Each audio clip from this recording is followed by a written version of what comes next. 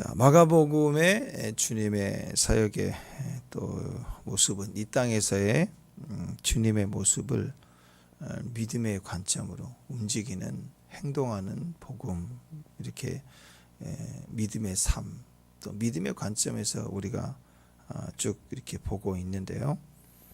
결국 이 모든 사건 상황은 우리의 믿음을 위한 거죠. 믿어라, 그 얘기입니다. 많은 병들 또 어둠의 영들을 쫓아내시고 하는 말씀을 증거하시는 모든 사역의 모습이 다를 수 있지만 그런 한결같습니다. 우리에게 믿으라는 거죠. 믿음. 우리가 믿는 것과 또 불신할 때에는 가치를 느끼는 것이 다르죠. 우리가 교회를 다니고 하나님 믿는다고 하지만 진짜 믿음이 아닐 때는 여전히 세상의 가치를, 자기 가치를 두고 반응을 합니다. 근데 진짜 예수님을 만나면 세상의 것을 내려놓고 주님의 것을 가장 귀한 것으로 인정하게 되죠. 그래서 우리가 이런 과정들을 볼 때, 어제도 예수님이 거라사 지방에 그 귀신 들린 사람을 고쳤잖아요. 결국 그 한 사람을 고치러 그곳에 복음을 증거하러 가는데 그 전체의 복음을 일일이 가가호 다니시면서 전도지 돌리면서 이렇게 또 만나서 또 인맥 전도하시고 뭐 이렇게 하신 게 아니라 결국 거센 저항, 엄청난 군대 귀신의 저항이 있었지만 결국 가서 보니까 그 한 사람 변화시키니까 그 한 사람이 다 변화시키는 일을 하시잖아요. 결국 이 한 사람 고칠러 이렇게 이방 땅으로 건너가시는데, 근데 이 사람이 보통 사람이 아니었죠. 군대 귀신이 들렸습니다. 그래서 이 군대 귀신이 쫓겨나가는 과정에서 돼지 한 2,000마리가 몰사당하는, 그 주변에 온통 사람들이 그냥 엄청난 사건이죠. 두려워할 수밖에 없는 순식간에 일어나는 일들이 있었다라는 겁니다. 그런데 이 지방에, 이 거라사 지방의 사람들을 반응을 보십시오. 이 엄청난 하늘의 사건, 보세요. 막 갑자기 막 폭우가 치고 폭풍이 치더니 잠잠해지더니 갑자기 막 난리를 치는 이 유명한 사람이 옆에 그 돼지떼가 몰사당하면서 이 사람 또 자유케 되고, 막 이런 사건이 보통 사건이냐고요. 근데 이런 예수님의 기적을 직접 다 보고 놀랐어요. 두려워했어요. 너무너무 두려웠다는 거죠. 그러면 이제 예수님을 어떻게 믿을까? 이제 예수님을 내가 만났으니 내 인생이 이렇게 살면 안 되는구나 하는 그런 그 고민이 있어야 되는 거예요. 그런데 그렇게 하지 않고 이 무지한 사람들은 지금 돼지가 더 중요한 거예요. 남은 돼지라도, 이 우리 지방에 이 남은 돼지가 오늘 다 죽게 생겼거든. 오늘 2,000마리지, 내일은 너네 집의 돼지까지 온 종류의 뭐 짐승들까지 다 죽게 생겼다고 생각하는 거죠. 지금 돼지가 중요한 거예요. 돈이 더 중요한 거예요. 하루 일당이 중요한 거예요. 하루 먹고 사는 게 그게 중요한 거예요. 주님을 만났는데 주님이 중요한 게 아니라 앞으로 내가 어떻게 살아가야 되는가를 주님에서 찾으려고 하지 않고 여전히 돈 뺏길까 봐, 새가 없어질까 봐 그게 벌벌 떠는 거예요. 예수님 오시는데 예수님을 거부하고 기적을 보고도 기적을 거부하고 제발 떠나가라고, 예수님한테 거절하고 떠나가기를 원하고 막 또 분노한 거예요. 2,000마리 그 죽었다는 거 막 분노하고 이런 얘기가 나왔다는 거죠. 그때 이 귀신 들렸다 고침받은 사람은 완전히 다른 가치관을 가죠. 다 내려놓고 예수님 따르겠다고 그랬더니 벌써 준비가 다 된 거죠. 그죠? 부자 청년처럼 따르겠습니다. 그게 아니라 부자 청년은 어떻게 했으면 좋겠습니까? 그러잖아요. 따르라 그랬더니 고민하고 가잖아요. 근데 이분은 아예 가겠습니다. 따르겠습니다. 아주 다른 게 안 보이는 거예요. 딱 예수님만 따르겠습니다. 그것도 물어보잖아요. 그랬더니 예수님이 아니다. 집으로 가라. 내 가족에게 알리라 하고 집으로 돌려보내요. 그랬더니 자기 집, 자기 가족들만이 아니라 대가볼리 막 전체를 다니면서 복음을 막 증거해버리는, 인생이 바뀐 거죠. 그래서 군대 귀신 들린 자가 군대 전도자가 돼버려요. 영적 군대. 그러니까 이 6,000마리가 들어갈 만큼의 그 고통스러운 내면의 사이즈가 보통 그것도 얼마나 힘들겠어요. 6천 마리가 들어가 있을 정도의 내면이. 근데 그 빈자리를 이제 6천 뭐 스피릿은 아니지만 그 정도 사이즈의 영적인 뜨거움과 열정이 들어가는 거예요. 뭐 쉽게 얘기해서 뭐 그런 거 아니겠습니까? 뭐 연단 쓰임도 연단이 컸으니까 쓰임도 큰 거예요. 이제 적어도 저는 이분이 6천 명 이상은 전도했을 거라 생각해요. 이 평생에 그 사이즈만큼 꼭 6천은 아니겠지만 그래도 적어도 6천 명 이상이나 되는 영혼들에게 복음을 증거하는 전도자가 되었을 것이다. 그래서 하나님께서는 좀 세게 귀신 들린 사람, 뭐 엄청난 종합병원, 뭐 재정적인 빚더미 파산의 파산에 뭐 경제 사범까지 되는 사람, 뭐 본인의 의지겠어요. 어쨌든 그런 엄청난 파란을 경험했던 사람들이 오히려 주님 앞에 서면은요 대충 쓰임 받은 거 못 봤어요. 제대로 주님 앞에 서면 무너진 만큼 그 세게 또 하나님께 쓰임 받는 걸 봐요. 그러니까 여러분 주 안에서는요 오히려 큰 고난이 더 큰 축복에 또 쓰임 받는 통로가 되기도 합니다. 주 안에서는 절대로 절망이라는 건 있을 수 없다는 거죠. 주님 안에 오면 더 크게 자랑이 되고 더 크게 쓰임 받을 수도 있다라는 거죠. 오늘 내용에서 보면 이제 절망적 상황에 놓인 두 사람이 나오죠. 한 사람은 야이로라는 회당장이고 또 한 사람은 12해 동안 혈루증으로 앓았던 여인입니다. 야이로란 말은 깨달은 사람이란 뜻이에요. 회당장입니다. 권세가 있죠. 또 12살 정도 누가복음 8장에 보면 12살짜리라고 나와 있어요. 딸이 죽을 병에 걸렸어요. 아마 외동딸이었던 것 같아요. 가장 사랑하는. 그리고 딸의 병명을 모릅니다. 알았다면 대부분 고칠 수 있는 병 아니겠어요. 병명도 없이 죽어가는 병. 그렇게 할 게 없는 거예요. 이런 병, 이런 상황에서는 사람이 할 수 있는 게 뭘 할 수 있을까? 할 수 있는 게 아무것도 없다. 치료될 가능성은 전혀 없다. 죽어간다. 할 수 있다면 의사 찾아가죠. 또 찾아봤겠죠. 또 이 12해 동안 혈증을 앓았던 여인도 해본 거죠. 가사를 다 탕질할 만큼 해본 거예요. 의사 다 찾아봤고 다 해봤지만 안 됐다. 절망에 빠져 있는 한계 속에 그냥 절망이 아니라 방법이 없어서 다 한계를 당한 두 사람의 모습을 보입니다. 12해 동안 혈루를 앓았던 이 여인 유출병이죠. 피가 계속 흘러 하혈하는 병입니다. 이런 병은 이제 부정이죠. 부정. 격리 대상이고 나병 환자와 똑같이 부정에 취급을 당했던 병입니다. 레위기 15장에 보면은 피가 흐르는 병을 앓게 되면 부정하다. 그래서 접촉하지 못한다. 모든 것이 접촉하면 부정이에요. 이게 영적인 부정이에요. 그러니까 뭐 바이러스가 전해지는 그런 개념도 있겠지만 영적인 부정으로 레위기에서 얘기하고 있기 때문에 집에서 같이 살 수가 없어요. 컵이나 뭐나 만지는 것마다 부정이니까 같이 살 수가 없는 거죠.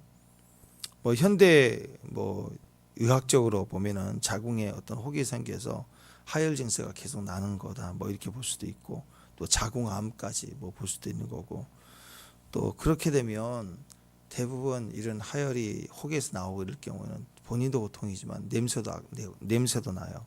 악취가 썩은 내가 계속 나고 이런 불편함이 계속 있는 거죠. 이럴 때는 가정에서 정상적인 가족들과 살 수가 없고요. 문둥병처럼 격리해야 되고 사이에서 끊어지고 누굴 만나면 부정하다 해야 돼요. 마주칠 수도 없고 더군다나 예배를 너무 사모해도 예배 처소에 나올 수가 없어요. 모임 처소에 나올 수가 없는 예배의 단절, 너무 큰 가혹한 절망의 병 중에 하나이죠. 그러니까 오늘 이 두 사람은 인간이 경험할 수 있는 최대 절망의 상태, 절망의 상황에 놓여 있는 남자 대표 하나, 여자 대표 하나, 뭐 이렇게 볼 수 있어요. 자, 우리 가운데서도 이런 절망 가운데 있을 수 있겠죠. 근데 결국 절망은 없다 그예요. 주님 안에서는 절망은 없다. 다 희망이다. 소망을 가져라. 예수님 만나면 된다. 어떤 절망도 끝이다. 참 재밌는 건 이 죽을 병에 걸린 야이로를 따라서 예수님 고쳐주기 위해서 가는 과정에 갑자기 에피소드처럼 여인이 끼어드는 사건이 일어납니다. 결과적으로는 이 여인을 고치고 중간에 보면은 이 여인이 막 말이 많아요. 여자들은 말이 많잖아요. 그래서 어디가 아파서 어떻게 됐느냐, 그러면 어떻게 아프고 어떻게 해서 그랬습니다. 그래야 되는데 그냥 제가 자라올 때 이렇고 원래 말을 시키면 막 어마어마하게 말을 하잖아요. 그죠? 안 그래요? 여자분들 남자분들 만나면 밥 먹었냐? 먹자. 그리고 괜찮니? 괜찮다. 다음에 보자. 그럼 끝이에요. 근데 그냥 만나자마자 뭐 때문에 만나자 했으면 그걸 얘기해야 되는데 뭐 예를 들어서 머리 하자. 그러면 머리 하자. 미장원 같이 가자. 미장원만 가나요? 앉아가지고 시장도 보고 그냥 한번 미장원 가는 도중에 옷가게도 보고 그 다음에 또 머리 할 때도 시간이 또 커트 탁 하는 게 아니잖아요. 바랫감 윙 돌면 다음 이게 아니잖아요. 한참 걸리고 또 이 사돈대 팔촌까지 얘기하고 그 다음에 아직 얘기를 다 안 끝났다고 집에 가서 통화하자 그러고 또 통화하다가 집에서 가자마자 또 통화하다가 자기 전까지 통화하다가 아직도 안 끝나서 내일 만나서 또 하자 그러고 말이 많으니까 아마 그랬던 것 같아요. 약간 성경 정황상 이 여인이 막 얘기하는 도중에 야이로 딸이 너무 늦어가지고 죽은 거예요. 그냥 기가 막힌 일이 벌어진 거죠. 그리고 나서 이제 또 내일 장면 이어서 또 이 야이로에게도 이 모든 절망의 상황, 이 죽음이라는 것도 다 치유하시는 하나님의 역사 이렇게 봅니다. 그러니까 어떤 상황에서도 하나님 안에서는 소망이 있다. 주님이 늦으시면 늦으신 게 아니에요. 그분은 정확하세요. 우리가 늦은 거지. 우리가 답답한 거지. 그래서 오늘 이제 혈루증 여인이 치료되는 그런 장면이 오늘 좀 나와 있는데, 야이로가 주님 앞에 나온다는 이 상황은 상상할 수 없을 만큼 큰 사건입니다. 왜냐하면 회당장이죠. 회당장. 지금 예수님은 공생이 시작하시면서 제일 먼저 회당에 가서 복음을 증거했을 때 거기에서 하나님의 기적도 일어나고 또 자유케 됐지만 회당장, 율법자들, 바리새인들 이런 주변의 대표적인 사람들은 적대시했다가 안식일에 이 일을 하였도다 하고 되게 막 불편했던 사람들이 있는데 그 사람들의 대장이에요. 회당장은 나이도 많고 존경받고. 근데 이분이 예수님 앞에 와서 무릎을 꿇고 엎드렸다. 이건 굉장한 사건입니다. 있을 수 없는 거예요. 자기를 꺾은 거예요. 뭐 때문에? 딸 때문에. 자기 상황이 안 되는 것 때문에 엎드려서 주님 앞에 나왔다. 이건 굉장한 사건이거든요. 이렇게 자신을 꺾을 때 주님을 영접하는 거예요. 내 할 것 다 하고 생각 다 하고. 여러분 새벽 여기 나오는 것도 마찬가지잖아요. 그렇죠? 습관이 되면 조금 쉬울 수도 있지만 습관이라고요? 그 대충 습관이라고 되는 거 아니에요. 믿음 아니면 안 되는 거예요. 비가 온다, 뭐 한다. 인간의 끊임없는 자아는요, 자기 하고 싶은 대로 하는 거예요.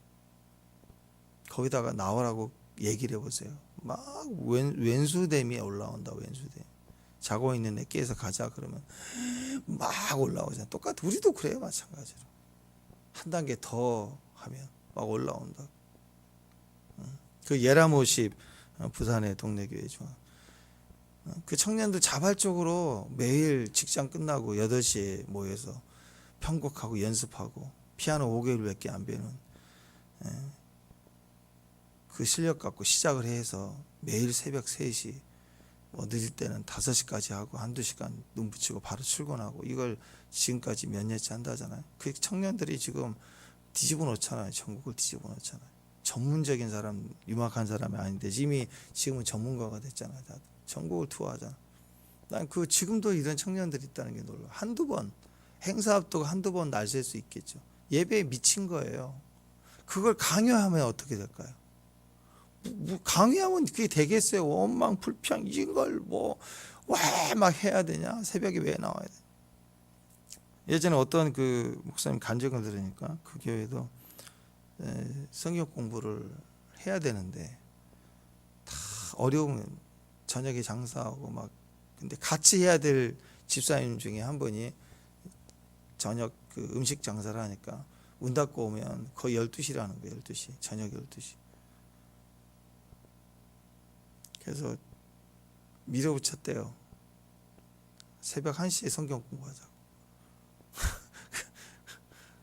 그래가지고 그분 때문에 새벽 1시에 해가지고 정상적으로 퇴근하신 분 저녁 먹고 자고 깨 일어나서 나오고 대단한 목사님 같아요. 또 성도들도 또 그러니까 작은 교회였지만 그렇게 밀어붙여서 하는 사람이 있으니까 굴러가고 하는 거예요. 그러니까 우리가 신앙생활을 대충 하는 것 같아. 그런 걸 비하면 대충 하는 거라 생각해요. 이거 저것 이유 따지면 아무것도 못합니다.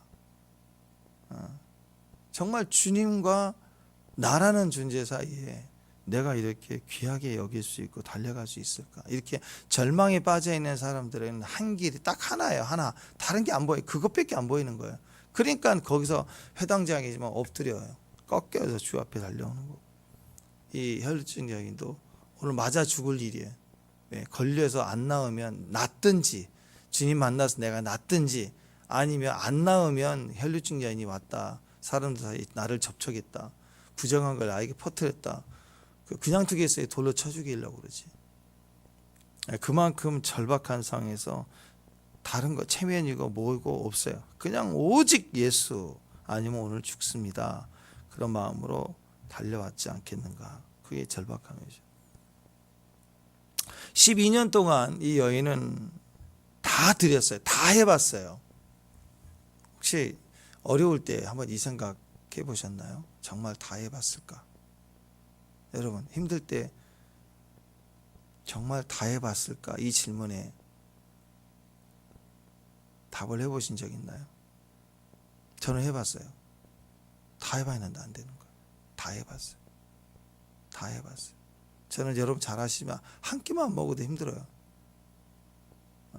막 피가 거꾸로 쏠고 막 하늘 노랗고 막 어지럽고 그리고 일단 막 먹고 싶은 마음 때문에 제가 잘 먹잖아요. 근데 저는 금식도 해보고 사람도 쫓아가보고 해봤어요. 해봤는데 안 되더라고.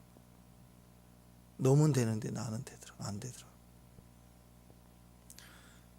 다 해봐도 안 돼. 이분은 더 심했던 것 같아요. 12년 동안 계속 고통이죠. 좋았다 싫었다가 아니라 계속 피를 흘려요. 여러분 해봐도 안 될 때는요. 이 혈루증 여인처럼 막 계속 피가 흐른 것 같아요. 육신적으로 흐르는 피뿐만 아니라 영혼이 막 늘 빠져나가요. 늘 이대로 갔으면 차라리 죽었으면 좋겠다 할 만큼 심리적으로 내면적으로 생각적으로 그 고통이라는 건 끊임없이 흘러내려가거든요. 느껴져요. 근데 그가 예수님을 딱 붙잡았을 때 해결이 됐죠. 이게 임재예요. 단순히 치유, 기름 부음의 역사 이런 게 아니라 그 기름 부음 이상인 거죠. 그게 뭐 임재예요. 임재. 하나가 된 거예요. 뭐 얼굴과 얼굴을 눈과 눈을 마주보는 것처럼 그 접촉된 순간 그게 그냥 만나지는 거예요. 만나진 거예요. 그냥 어떤 능력 하나 딱 받는 게 아니고 병 치유된 게 아니라 이런 만남이라면 어떤 병이든 어떤 문제든 어떤 상황이든 하나님을 만나짐 속에는 그게 다 풀어지는 거 아니겠어요? 오늘 27절 28절 보면 예수님 뒤로 와서 그의 옷에 손을 대니 그랬어요. 근데 믿음이 뭐였느냐? 그의 옷에만 손을 대어도 구원을 받으리라 생각했다. 이렇게 나와 있습니다. 이 옷이라고 하는 것이 이제 히마티온, 그래서 그냥 우리의 겉옷을 얘기하거든요. 예수님 이제 유대인들은 속옷이고 겉옷이 있잖아요. 겉옷을 입고 가는 그 옷을 이렇게 터치했다 이렇게 보는 거거든요. 그런데 이 겉옷가를 만졌다 이렇게 표현을 하고 있는데 마태복음 9장에 보면은요, 이 병영 구절인 마태복음 9장에 보면 그의 옷에 손을 댔다 이렇게 나오지 않고 겉옷가를 만졌다 이렇게 나와 있어요. 12해를 혈루증으로 앓은 여자가 예수의 뒤로 와서 그 겉옷 가를 만졌다. 여기서 이 겉옷 가가 크라스페톤, 그래서 이 옷에 겉옷에 있는 가장자리에 있는 술입니다. 술, 테슬. 히브리어는 치치드 이렇게 뭐 찌릿 뭐 이렇게 표현을 하는데요. 겉옷에 이 겉옷은 저녁에는 덮는 이불처럼 쓰였고, 그래서 저녁에 너무 춥잖아요. 늘 또는 이렇게 외투 입으면 가리는 것처럼 사용도 됐던 옷이죠. 그렇기 때문에 이 겉옷의 그 끝부분에는 장식돼 있어요. 이게 보라색 같은 걸로 장식, 술이죠. 술 이렇게 흘러내리는. 그러니까 정확하게 마태복음에서는 그 정확하게 그 테스를 탁 만졌다 이렇게 표현을 정확하게 하고 있습니다. 그러니까 옷을 와서 사람이 지나갈 때 막 예수님 주변에 사람들 많이 있고 제자들이 있고 뭐 이렇게 보호하는 사람도 있을 거고 막 그럴 거 아니에요. 그런데 그 여인이 달려와서 그냥 예수님 아무 데나 탁 댈 수도 있죠. 근데 움직이는 예수님의 모습 속에 아무 데나 옷자락이라도 만든다는데 그 옷가가 어디냐면 그 테스를 만지려고 의도적으로 한다는 건 더 어려운 거예요. 그냥 어깨나 어디나 아무 데나 손만 내면서 만지겠다. 그게 아니라 그 테스를 내가 만지겠다라고 생각하는 것은 굉장히 치밀하고 의도적이고, 그리고 죽기를 각오하듯이 하지 않으면 안 되는 그런 어려운 거죠. 이 옷단에 달려 있는 청색 끈, 이 찌릿, 여기가 뭐냐면 그 율법 13개의 계명을 거기다가 이렇게 달아놨어요. 다는 아니지만 우리 그 테필린처럼 이 손목이나 이마에 상자에다가 모든 율법을 다 담을 수 없지만 율법 저기 말씀을 이렇게 적어서 상자 속에 집어넣어서 이렇게 묶어서 이렇게 기도하고 그랬잖아요. 그것처럼 이 겉옷에 달려 있는 장식인 이 테슬에는 율법을 그 옷단에다가 이렇게 달아놓은 거라고요. 그러니까 그 율법 말씀 중에 어떤 걸 달아놨겠어요? 자기가 좋아하는, 내가 제일 힘을 얻는 내 말씀. 우리 같으면 연초에 받은 내 말씀을 거기다가 달아놓은 거죠. 그래서 기도할 때 이렇게 실제로 그 유대인들은 그 탈렛 있죠, 탈렛. 머리 그 사진 같은 데 보면 유대인들 이렇게 테플린 한 다음에 보자기 같은 거 머리 이렇게 쓰잖아요. 하얀 보자기로. 뭐 쓰면서 이렇게 앉아서 기도하고 하잖아요. 그 탈렛 마찬가지예요. 거기도. 거기에다가 써놓은 기록되어 있는 말씀들입니다. 그런 말씀들을 자꾸 보는 거죠. 그러니까 그 테스를 만졌다는 것은 그분이 평소에 그 테스의 주인이 자기가 자기 말씀을 늘 가지고 기도했던 기도의 말씀에 내가 손을 대겠다. 뭐 그런 의도성이 있는 거죠. 단순히 아무데나 손대는 게 아니라 그가 늘 기도했던 그 말씀에 나다가 내가 하나가 되기를 원합니다.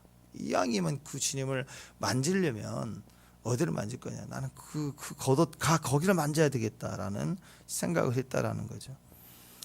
그러니까 유대인들의 기도의 특성은 우리와 같이 그냥 막 기도하는 게 아니고 율법 기도다, 말씀 기도라고 그랬죠. 그래서 그 통곡의 벽 앞에서도 이렇게 막 이렇게 지금도 이렇게 하잖아요. 이렇게 랍비들이 지금도 통곡의 벽 앞에 이렇게 있는 거. 그게 성경 읽는 거예요. 성경을 막 읽으면서 자기 이름을 넣어서 계속 이 하나님 우리 성벽을 재건하고 메시아 와 달라고 지금도 그 기도를 하고 있는 거예요. 계속 그렇게 말씀은 들이대고 기도하는 기도. 그게 그 안에 들어 있기 때문에 이 테슬이라고 하는 그것은 자기 말씀을 걸어놓는 거고, 이 테필린도 다 그 말씀을 걸어놓는 거예요. 그 말씀을 가지고 기도를 했기 때문에 그 테슬을 겉옷을 만진다는 것은 그것은 그 사람의 기도 영역에 내가 속하겠습니다 하고 예언적 의도를 가지고 그 안에 선택에 들어가겠다는 액션이 거기 나온 거죠. 그게 바로 이 여인의 의도였어요. 믿음이었다라는 거죠. 그러니까 그런 믿음으로 터치를 하니까 그냥 사람들이 밀리면서 딱 갖는 그건 아무런 영향력이 없었는데, 주님 입장에서는 이렇게 제자들과 가는데 능력이 쑥 빠져가는 걸 느끼는 거예요.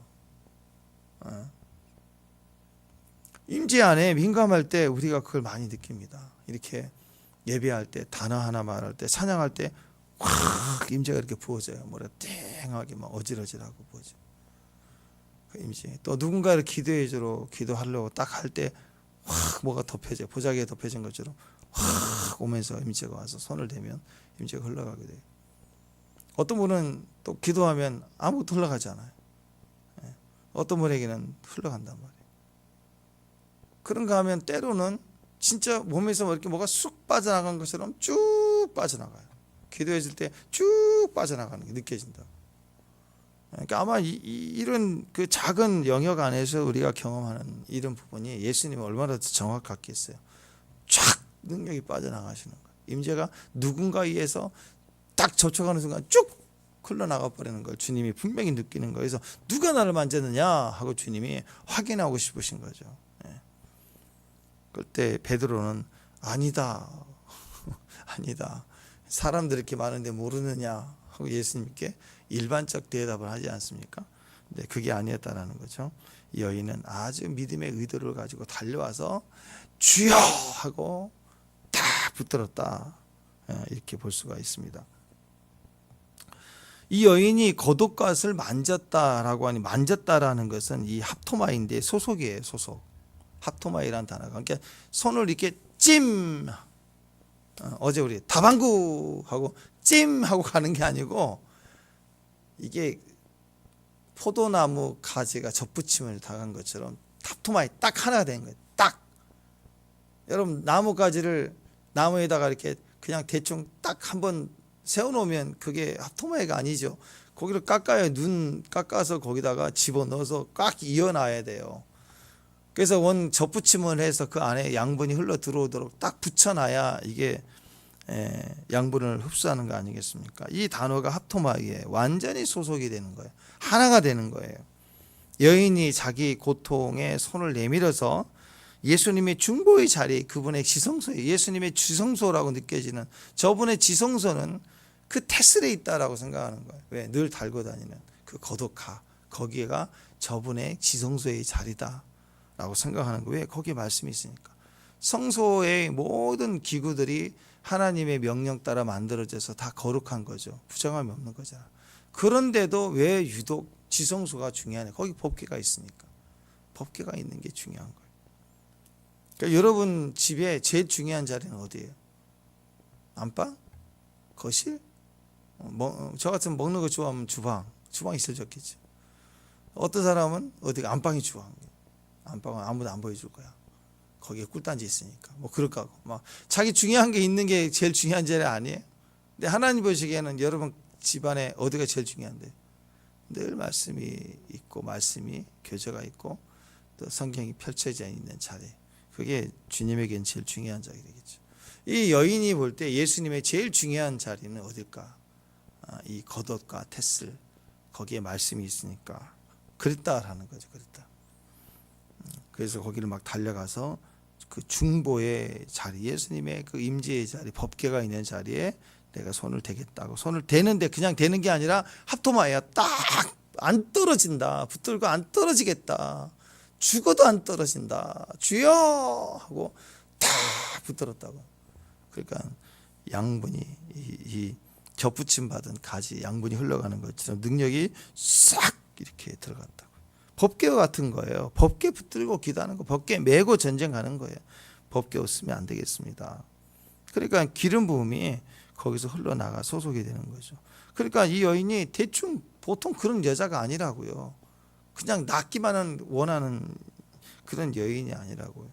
그러니까 이런 여인들은 치밀하되 예언적인 그 지식이 있는 거예요. 예언적 지식이 있으니까 그 의도로 거기를 만지겠다고 정확하게 믿음을 가지고 움직였다라는 거죠.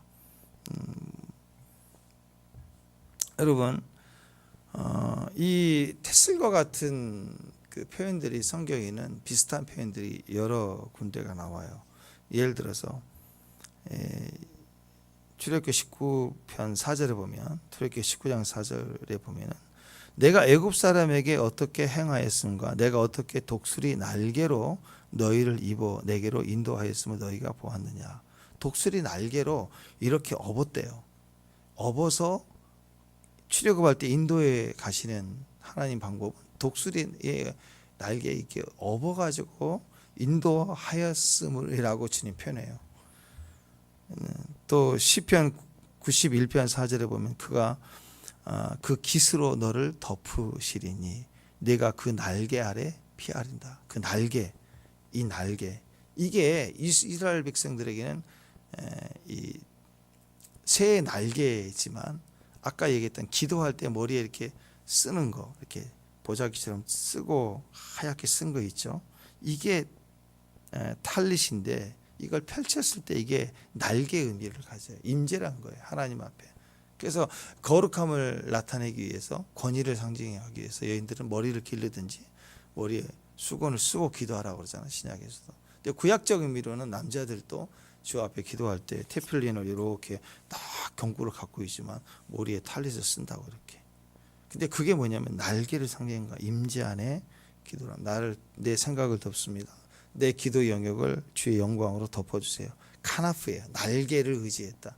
임재를 상징합니다. 구원과 보호를 상징합니다. 그 아래에 내가 주 앞에 있겠습니다. 나의 소속은 주님의 임재 아래에 있습니다.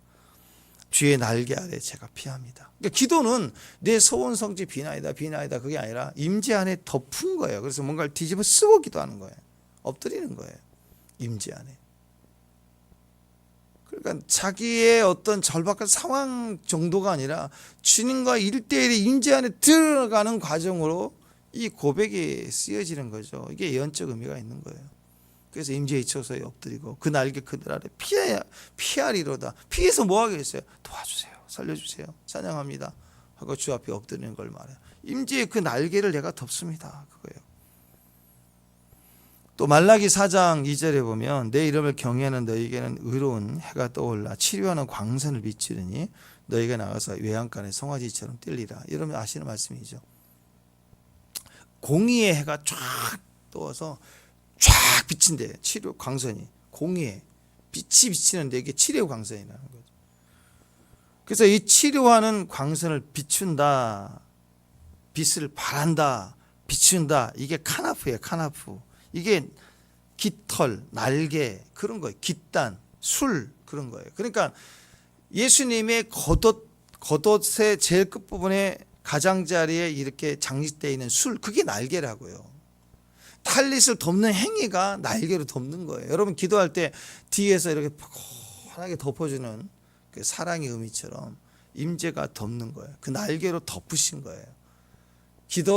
기도의 그 겉옷가에 있는 경구가 있는 자리, 그게 날개라고. 날개. 그 여러분에게도 예언적으로 이런 기도의 날개가 있기를 바랍니다. 아멘. 내 말씀 딱 붙들고 엎드리면 날개 기도가 되는 거예요. 날개 기도. 룻기 보면 나오죠. 룻기 3장 9절에 보면은 내가 누구냐 그랬더니 룻이 뭐라고 그래요? 나는 당신의 여종이오니 당신의 옷자락을 펴서 당신의 여종을 덮으소서. 고백은 누가 해요? 룻이 먼저 하잖아요. 고백은 누가 하는 거예요? 여자가 먼저 하는 거예요. 아시죠? 공식적으로는 남자가 하는 것 같지만 이미 여인들은 미리 알고 느끼고 예언적으로 빨라요. 이게 옷자락을 펼쳐서 당신의 여종을 덮으소서. 그건 뭐예요? 나를 취하소서. 당신의 아내로 나를 취하소서. 그러잖아요. 지금도 마찬가지입니다. 우리는 주의 임재 안에 이 옷자락이 카나프예요. 날개예요. 우리 기도하죠. 주여 주의 영광으로 나를 덮으소서. 아멘. 오늘 주의 임재로 우리를 덮어주세요. 카나프예요. 주의 날개로 덮으세요. 창세기 보면은 하나님의 신이 수면에 운행한다. 그 운행한다는 말이요. 새가 알을 갖다가 품는 단어예요. 그러면 그 안에 생명이 잉태되는 거예요. 그러니까 오늘 주의 임재로 나를 덮으소서. 그 말은 뭐예요? 하나님이 이 장소에 내가 기도하는 저와 여러분 위를 이렇게 날개 카나프로 덮는 거예요. 결혼 서약과 같은 거예요. 결혼 관계로 들어가자는 거예요. 내가 너를 덮으리라. 시편 91편. 내가 너를 그 깃으로 덮으시리. 내가 그 날개 아래 피하리로다. 결혼 관계로 들어가겠다는 거예요. 한번 은사 경험이 아니고 완전한 견합으로 들어가겠다. 그래서 주님 이것을 나에게 주세요. 완전히 하나가 되겠습니다. 그러니까 이 여인의 그 치밀한 이 과정이 예언적으로 보면 굉장한 의미가 있습니다. 마지막 때 신부의 모습을 보여주고 있어요. 내가 어렵고 고난, 내가 할 수 있는 걸 다 해봤지만 안 되는 절망 속에서 오히려 그런 절망이 그녀에게 있어서는 절대적으로 예수님밖에 없다는 확인을 받는 시간이었고, 이제 예수님이라는 목적이 분명해지니까 내가 그 임재 안에 들어가겠습니다 하고 주님만 보고 뛰어드는, 죽으면 죽으리라 했던 에스더처럼 하나님의 음성 영광 안에 들어가고자 하는 그 카나프 결혼 서약 안에 내가 들어가겠습니다. 나를 덮어주세요. 위대 결혼식 날 보면은 신랑이 탈렛으로 신부의 머리를 덮어주는 거예요. 면사포 이렇게 탁 이렇게 해주는 것처럼 내 신부를 덮어주는 거예요. 탈렛으로. 기도했던 탈렛으로 자기 신부를 덮는 거예요. 지금도 그래. 주님이 아버지와의 그 친밀한 관계 속에 있었던 임재의 흐름을 오늘 주여 당신의 여종을 덮으소서 하고 주님 앞에 주님만 바라보는 신부들, 주의 임재 안에 거하기를 사모하는 종들 위에 오셔서 주님이 당신의 임재로 덮어주는 거예요. 그 날개로 알을 품듯이 덮어준다고. 덮어주니까 생명의 창조가 폭발하고 잉태되고 응답이 되고 돌파가 일어나고 승리가 일어나는 거 아니겠어요? 마리아 보세요. 하나님만을 갈망하는 마리아. 뭐라고 그랬어요? 임재로 덮여지는 게 결혼이다. 그리고 임재로 덮여지는 게 이제 출산이에요. 출산.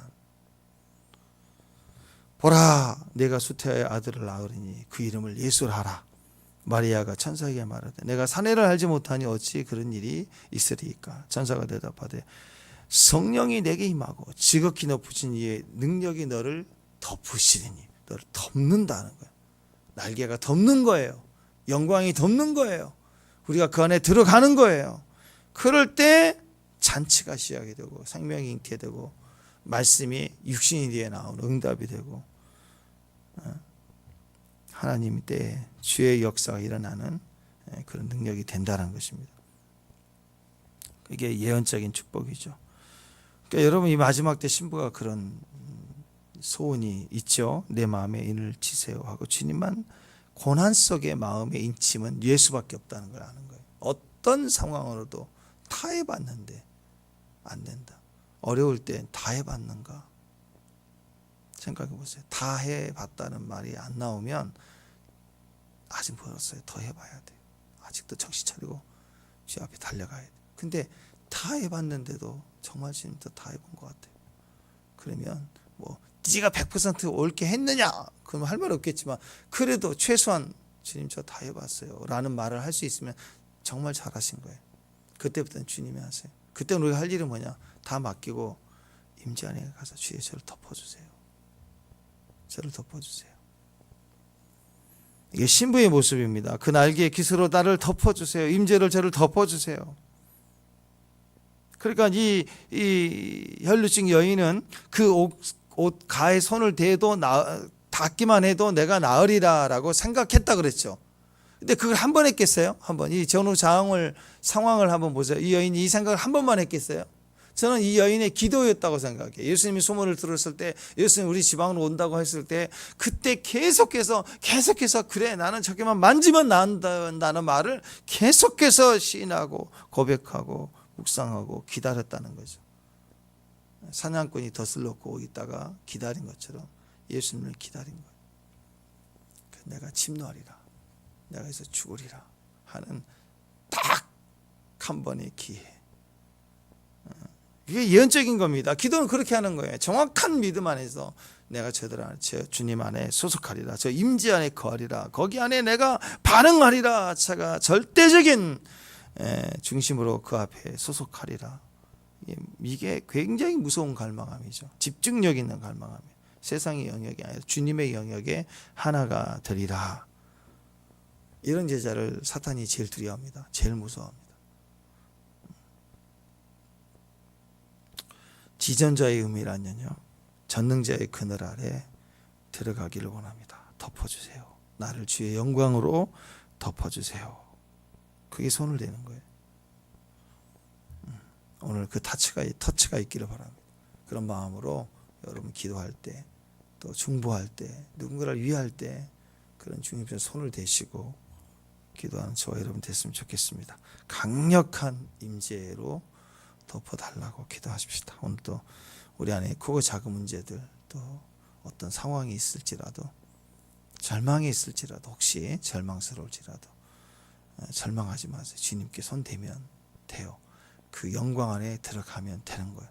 주여 나를 덮어달라고 소원하면 되는 겁니다. 그런 믿음을 가지고 주님의 중보 영역에 수속해버리는, 합토만이 딱 붙들고 하나가 돼버리는 승리한 저와 여러분 되시길 바랍니다.